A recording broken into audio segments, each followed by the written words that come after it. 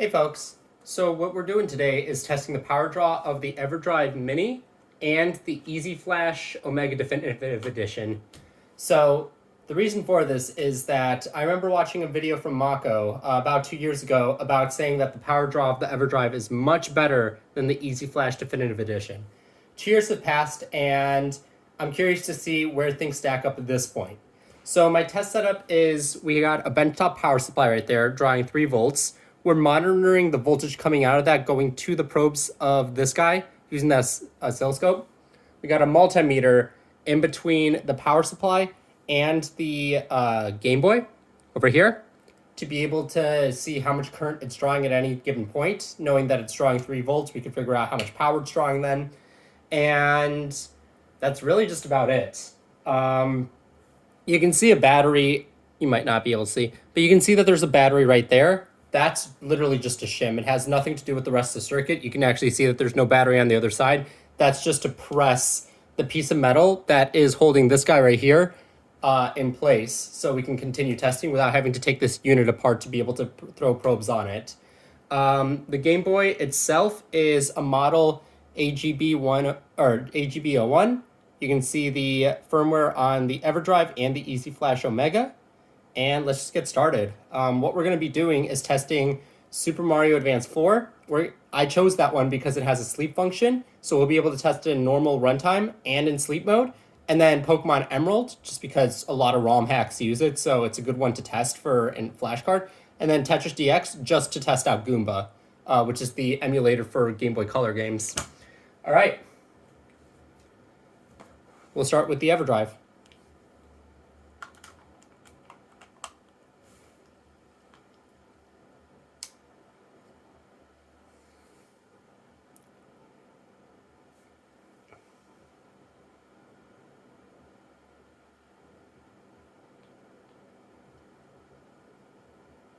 And the speaker's off for all of these games just to keep it consistent. I normally play with the speaker off anyway.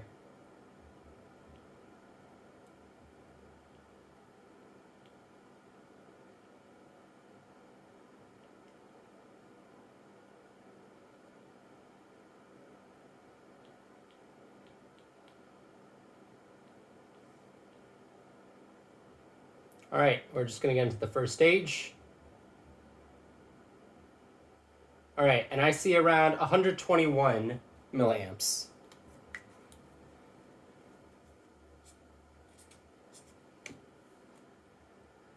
All right, let's put it into sleep mode.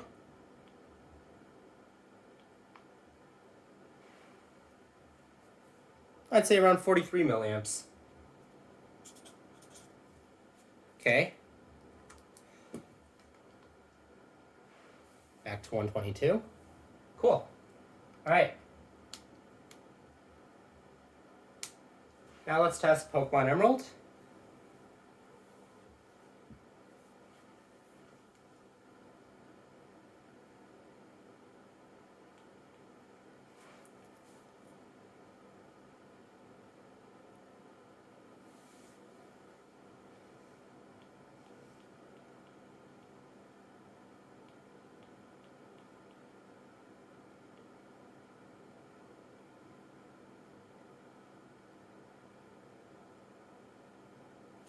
All right, here I am on the overworld. Looks like it's around 123.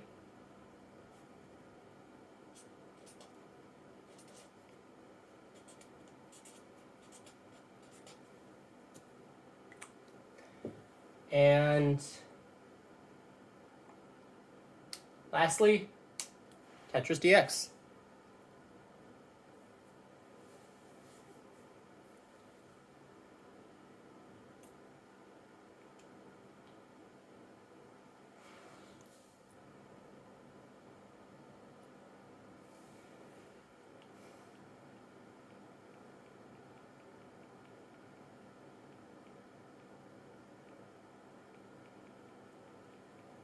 Okay.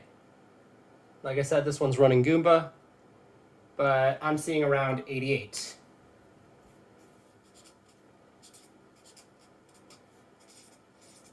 Okay.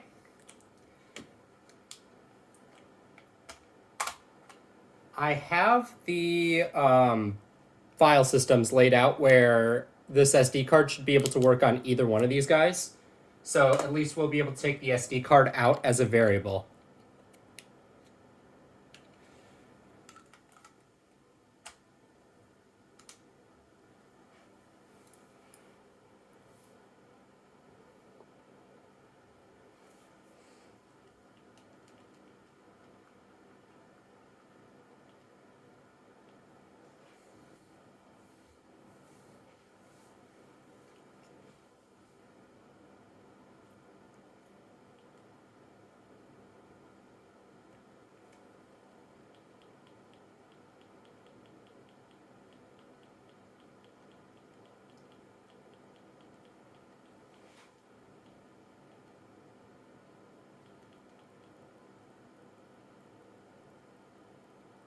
Okay, 112.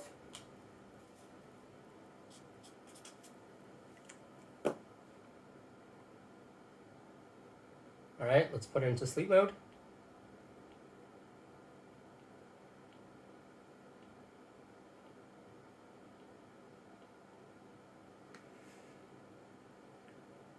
Huh, not complying.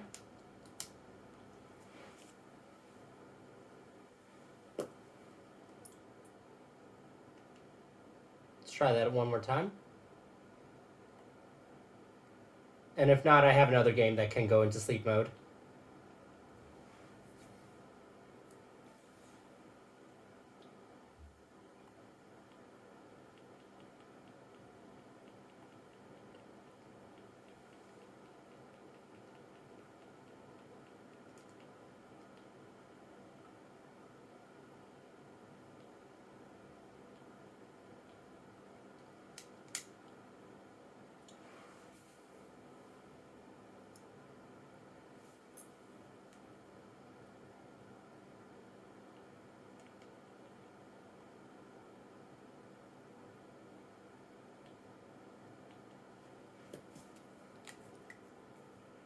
So sleep mode did not work on Mario Advance 4.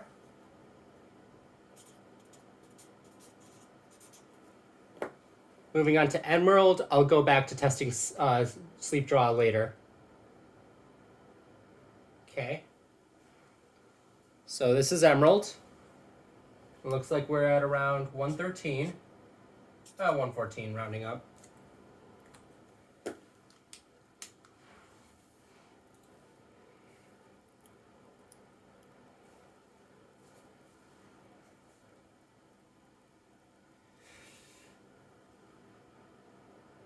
And then, let's see now.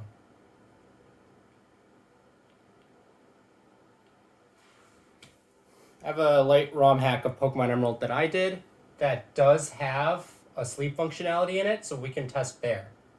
So there we go, that's sleep mode. And we're seeing around 37 milliamps. Okay.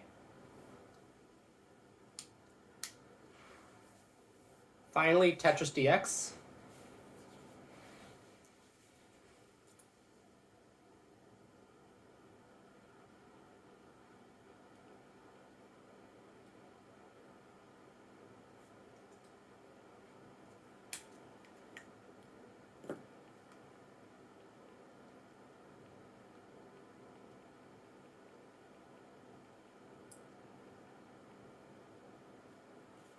And I'd say that is 87.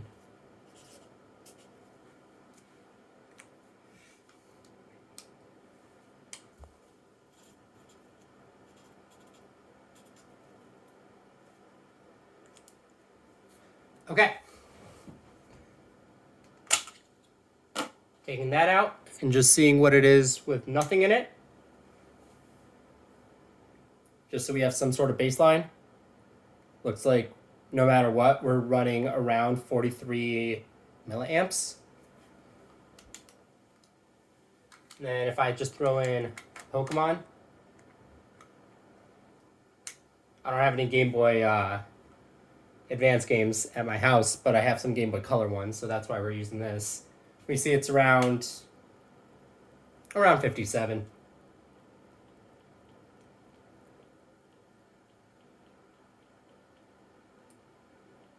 getting into a continuous screen. Yeah, around 60. Okay. So here's the data that I got. The big thing that I noticed, one, I will point out, maybe it's a save file, maybe it's something else, but for some reason, Super Mario Advance 4 did not go into sleep mode on the Easy Flash Omega when I tried to make it go into sleep mode. Before this camera turned on, I did test that out and it did work. So I don't know what happened there, but we can move on.